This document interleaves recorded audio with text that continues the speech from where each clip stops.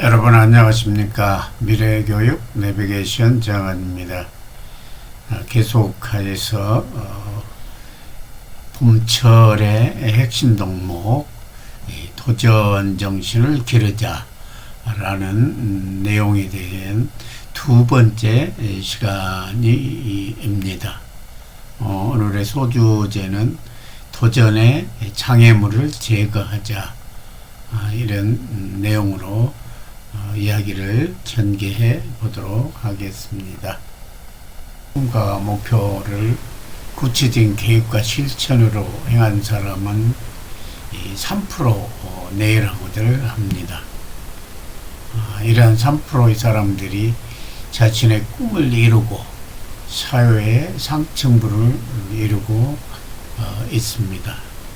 자신의 무한한 잠재 능력을 끌어내기 위해서는 행동을 하고 어떤 어려움이 있어도 도전을 해야 합니다.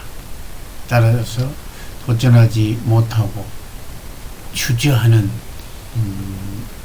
부분들은 본인들의 성장에 있어서 엄청난 장애가 있을 수밖에 없습니다. 따라서 왜 도전하지 못하고 주저를 하는가에 대한 원인을 분석할 필요가 있습니다.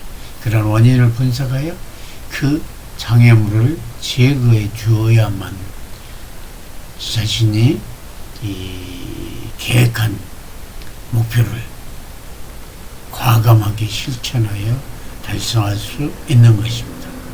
이런 원인을 제거한 후에 장애물을 제거하고 자신의 목표를 달성해 가야 합니다. 그래야만 더욱더 도전정신이 활성화되고 그걸 바탕으로 더 큰 목표에 넘는 또 다른 더 높은 목표를 도전하고 또 그것을 달성해 갈 수 있는 동력이 확보되는 겁니다. 네 가지 관점으로 얘기를 해 보겠습니다.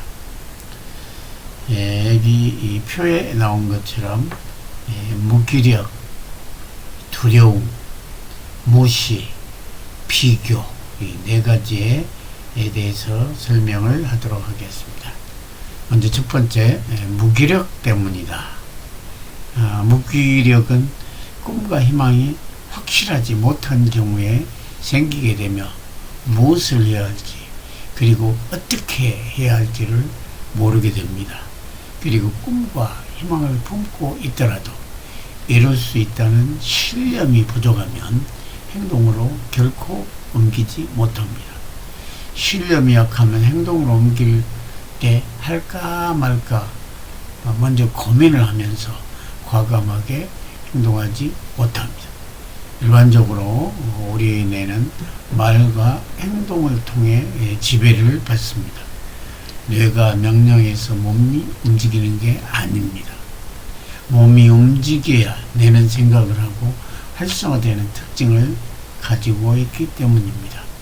서커트안에서 코끼리를 조련시킨 예를 한번 살펴보도록 하겠습니다. 큰 코끼리가 자신의 힘으로 얼마든지 말뚝을 뽑고 빠져나올 수 있는데도 작은 말뚝에 묶인 채 그대로 있습니다. 이에 대해서 미국의 긍정심리학자인 셀리그만 박사께서는 이 현상을 학습된 무기력이다 라고 표현하기도. 이 학습된 무기력에 대해서는 들어본 바가 있으리라 생각이 들어갑니다. 새끼 때부터 말뚝에 매어져 훈련을 받았기 때문에 이 코끼리를 말뚝을 벗어나려고 시도할 때마다 조련사에게 체벌을 받았습니다. 그리고는 더 큰 말뚝에 묶이게 됩니다. 이러한 것이 반복되면서 성인이 된 코끼리는 이 말뚝은 결코 탈출할 수 없는 것이라는 학습된 무기력을 느끼게 됩니다. 이처럼 무기력은 행동을 옮기는데 결정적인 걸림돌이 됩니다. 그러나 신념을 가지게 되면 마치 시멘트에 자기 자신의 생각을 적어 놓은 것처럼 단단하여 어떤 어려움이 있어도 행동으로 옮기게 되어 있습니다. 따라서 무기력을 극복하기 위해서는 할 수 있다는 신념이 반드시 있어야 됩니다. 의심하는 순간 믿음이 약하게 되고 주변의 얘기에 흔들게 됩니다. 꿈과 희망이 우선 있어야 하고 행동한 에너지인 신념이 그 다음 반드시 있어야 합니다. 꿈과 희망을 가슴에 새기면 몸이 움직이고 행동을 하게 됩니다. 또한 긍정적인 사고방식을 가지고 매사 임하면 무기력을 극복할 수가 있습니다. Positive Mental Attitude, PMA, 긍정적 정신자세라는 이야말로 하면 된다, 할 수 있다라는 건설적인 마인드로 좋은 결과에 대한 기대를 항상 가지면서 무기력을 극복할 수 있습니다. 두 번째는 두려움 때문이다. 두려움은 걱정에서 연유하고 있습니다. 두려움은 적게 만들 수는 있으나 완벽하게 없앨 수는 없습니다. 따라서 두려움의 실체를 먼저 파악을 해봐야 됩니다. 무엇을 두려워한지를 알아볼 필요가 있는 겁니다. 대부분은 이 96%는 쓸데없는 일에 걱정하고 두려워하고 있다는 것을 깨달을 수 있습니다.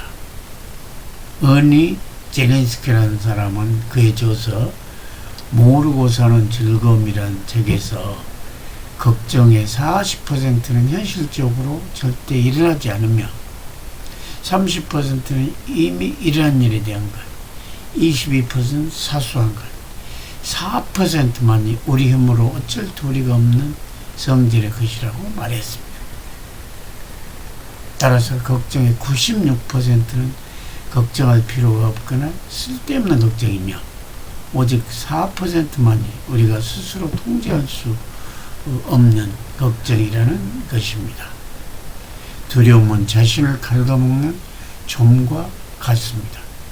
자신이 실제로 두려워하고 있는 것의 실체를 정확히 파악하면 두려움에서 벗어날 수 있으며 나아가 그 두려움을 보면서 성공의 실마리를 볼 수 있게 될 수 있습니다.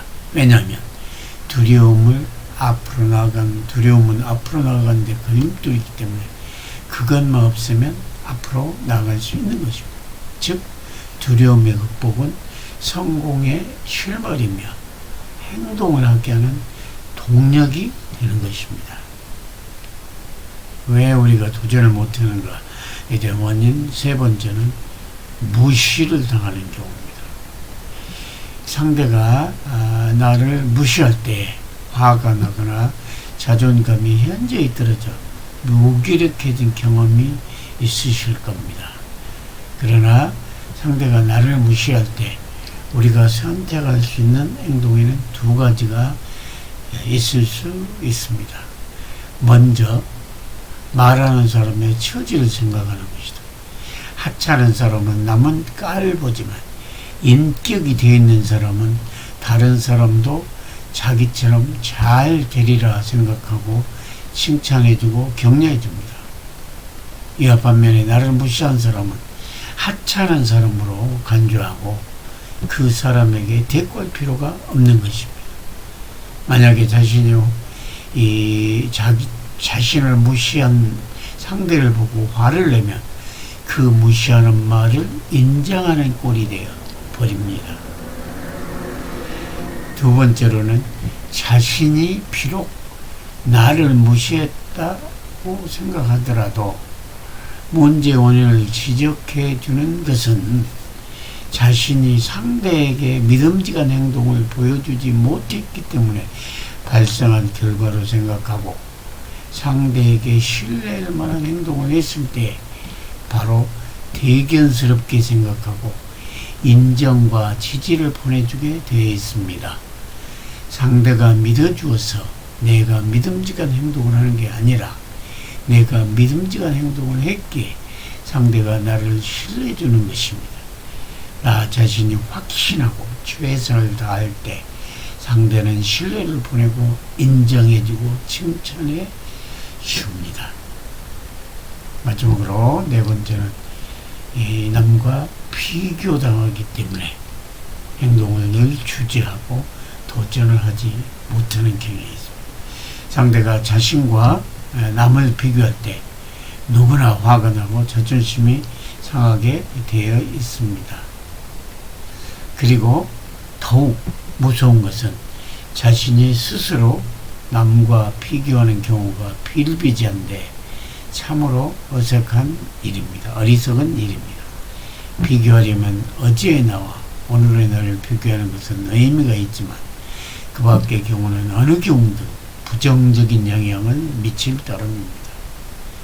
남을 이기는 생각을 하지 말고 자신을 이기려고 생각할 때 행동이 강화됩니다.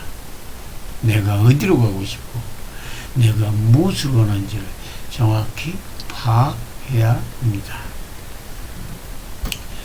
지금까지 이 도전의 장애물을 제거하자라는 내용으로 과연 우리는 왜 도전을 하지 못하고 주저하는지 그 원인을 분석하여 그 장애물을 제거했을 때만이 도전하고 그 도전의 결과로 목표를 성취하고 설령 목표를 성취하지 못했다 하더라도 거기에서 또 다른 목표와 계획과 실천으로 그것을 달성할 수 있게 되는 힘을 기를 수 있는 것입니다.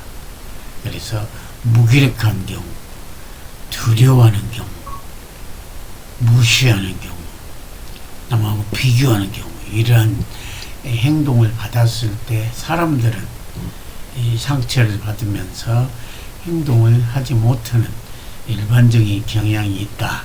그래서 그런 것을 알고 극복을 해야 한다라는 내용으로 얘기를 했습니다. 오늘 시간 수고하셨습니다. 감사합니다.